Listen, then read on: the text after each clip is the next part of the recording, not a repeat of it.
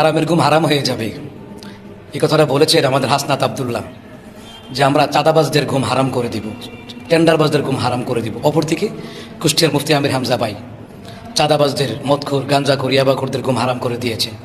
এবং হাসনাত আবদুল্লাহ এবং মুফতি আমির হামজা এবং মাদারীপুরের যিনি এমপি হয়েছেন আমাদের সম্মানিত হানজালা ভাই, তিনারা এই তিনজন যেভাবে জনসম্মুখে গিয়ে গিয়ে জনগণের অবস্থা পর্যবেক্ষণ করছেন, হাসপাতাল গিয়ে রুগীদের অবস্থা পর্যবেক্ষণ করছেন এবং বাজারে গিয়ে বাজার নিয়ন্ত্রণ করার চেষ্টা করছেন। হ্যাঁ, গোটা বাংলাদেশে 56 বছরের ইতিহাসে এরকম কোনো নেতা আমরা আমাদের জীবনে চোখে পড়ে নাই।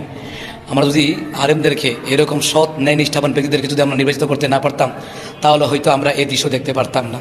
তো এবার কি বুঝলেন? আলেমদের হাতেই, সৎ এবং ন্যায় নিষ্ঠাবান ব্যক্তির হাতেই দেশের মানুষ নিরাপদ, দেশ ও জাতি নিরাপদ। মনে রাখবেন, তাদেরকে যতই ট্যাগ দেওয়া হোক, এসব ট্যাগ তো রসুলের যুগেও দিয়েছিল। আল্লাহ রসুলকে পাগল বলেছে, জাদুকর বলেছে, পণ্ডিত বলেছে, অনেক বলেছে, বলবেই। আপনি যখন সৎভাবে কাজ করতে যাবেন, মিথ্যাবাদীরা, মুনাফেকরা আপনাকে মিথ্যা অপবাদ দিবে, মিথ্যা ট্যাগ লাগাবে। কারণ এদের কারণে চাঁদাবাজদের ঘুম হারাম হয়ে যাচ্ছে, এদের কারণে টেন্ডারবাজের ঘুম হারাম হয়ে যাচ্ছে। কথা বুঝতে পেরেছেন? অপরদিকে ঢাকা 13 আসন মামুনুর সাহেব পাশ করে নাই, কিন্তু ইঞ্জিনিয়ারিংভাবে ওই যে টেন্ডার বা চাঁদাবাজ ববি হাজ্জাস, সে তার নিয়ন্ত্রণে নিয়ে নিয়েছে টাকার বিনিময়ে। সে যে কদিন আগে অভিযোগ দিল যে মাদ্রাসা ছাত্ররা কিশোর গ্যাং, কিন্তু এখন প্রমাণ হলো তারই সন্ত্রাসী বাহিনী কিশোর গ্যাং। সে গুলশান থেকে এসে চাঁদাবাজির মাধ্যমে, টাকার ভাড়া করার মাধ্যমে যে লোকদেরকে দিয়ে মব সৃষ্টি করাতো, এই সেই ববি হাজ্জাস ইতিমধ্যে প্রমাণ হয়ে গেছে। সুতরাং আলেমদের বিরুদ্ধে খেলতে আইসো না। তোমরা যারা ক্ষমতায় গিয়েছো ভালোভাবে চালাও, দেশ ও জাতি চিরকাল মনে রাখবে। সুতরাং এই হাসিনার দেখা দেখি, স্বৈরাচারের দেখা দেখি আলেমদের বিরুদ্ধে লাগতে আইসো না। ওই যে গত পরশুদিন বললাম না, আরামের ঘুম হারাম হয়ে যাবে, অবস্থা খারাপ হয়ে যাবে। মানে এমন নিকৃষ্ট পতন হবে যে গোটা পৃথিবীর মধ্যে আবারও দ্বিতীয় একটা ইতিহাস লিখিত হয়ে থাকবে। সুতরাং আমি বলবো, যারা ক্ষমতায় কিছু ভালোভাবে থাকো, যারা বিএনপি করে, আরে যারা বিএনপি করো মিয়া, একটাবার চিন্তা করো যে খালেদা জিয়াকে নিয়ে কি অশালীন মন্তব্য করলো। এই দেশের জমিনে আমরা দেখেছি জামাতের আলেমরা, হেফাজতের আলেমরা যেভাবে বেগম খালেদা জিয়ার জন্য দোয়া করতে, আপসীর নেত্রী, যেভাবে বেগম নেত্রী অসুস্থতা থেকে শুরু করে মৃত্যু পর্যন্ত তিনি দোয়া করেছেন, ওলামায়ে কেরাম দোয়া করেছেন। তোমরা যারা তাদেরকে রাজাকার বলে, মব সৃষ্টিকারী বলে গালি দাও, তাদেরকে ধর্ম ব্যবসায়ী বলে গালি দাও, আমি বলবো তোমরা কয়জন সূরা ফাতিহা পড়তে পারো? এই দেশের আলেমরা দোয়া করেছে, তোমরা তো ভালো করে সূরা ফাতিহা শুদ্ধ করে পড়তে পারো না।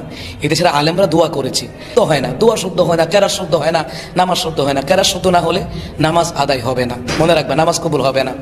এই জন্য আলেমদের বিরুদ্ধে লাগতে আসো না, অস্তিত্ব থাকবে না, বলে দিলাম। যার যার রাষ্ট্র যেভাবে পারো সবাই মিলেমিশে রাষ্ট্রটা চালাও। যেখানে টেন্ডারবাজি, চাঁদাবাজি হবে, এগুলোকে বন্ধ করতে হবে, ঠিক আছে? তো মানুষ অতীত ভুলে যেও না, মানুষের কৃতজ্ঞতা স্বীকার করতে শিখো। যারা আন্দোলন করেছে, জীবন দিয়েছে, তাদের কথাগুলি মনে রাখো।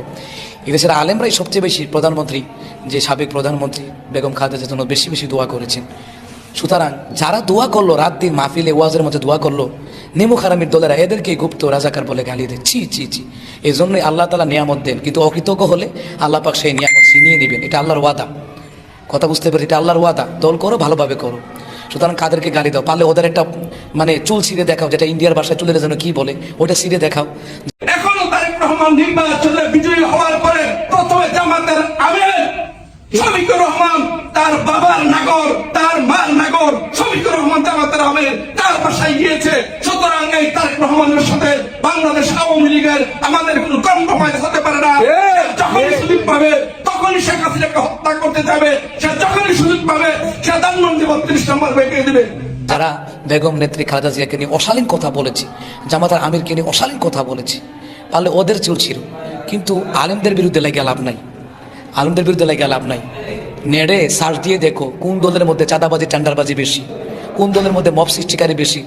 যাদের বিবেকে কুত্তা পেশাব করে নাই এরা বুঝবে, আর যাদের বিবেকে কুত্তা পেশাব করে দিয়েছে এরা তো বুঝবে না। কারণ ফেরাউনের কাছে, ফেরাউনি দলবলের কাছে ফেরাউনি শ্রেষ্ঠ ছিল, যদিও ফেরাউন আকাম কুকাম করতো, কিন্তু তারা ফেরাউনকে ভালো মনে করার কারণ তারা ছিল দল অন্ধ, দল কানা ছিল। এই জন্য ভাই, তুমি যেই দলের হোক, আমি আগেও বলেছি, অন্য দলের হলুক তাকে মিথ্যা হামলা মামলা দিয়ে হয়রানি করো না। আল্লাহ তাআলা তোমার অস্তিত্ব রাখবে না, তোমার জন্য দোয়া করার মতন একটা কুকুর পাকপক্ষীও খুঁজে পাবে না। এই জন্য সুন্দরভাবে রাষ্ট্র চালাও, সমাজ চালাও, দেখবে দেশের মানুষ আজীবন মনে রাখবে, দোয়া করবে। সমাজকে পরিবর্তন করার চেষ্টা করো। বেগম খালেদা জিয়া বলেছেন প্রতিশোধের রাজনীতি বন্ধ করতে হবে। হ্যাঁ, জামাতের আমির যেভাবে বলেছে সবাইকে ক্ষমা করে দিলাম, এরকম উদার মনে দেখাইতে পারবে। কোরআন শপথ নিয়ে কথা বলতে হবে যে আমরা চাঁদাবাজি করবো না, করতে দিব না। কিন্তু এই কথা বলতে পারবে বুক ফুলে? পারবে না, পারবে না। ওইরকম হিম্মত নাই, হিম্মত নাই। কোরআনের মূল্য বুঝতে হবে তো। শুধু নবীর উম্মত, নবীর আশেক দাবি করলে হবে না। ঈমান আমল দিয়ে প্রমাণ করতে হবে কারা নবীর উম্মত, কারা নবীর আশেক।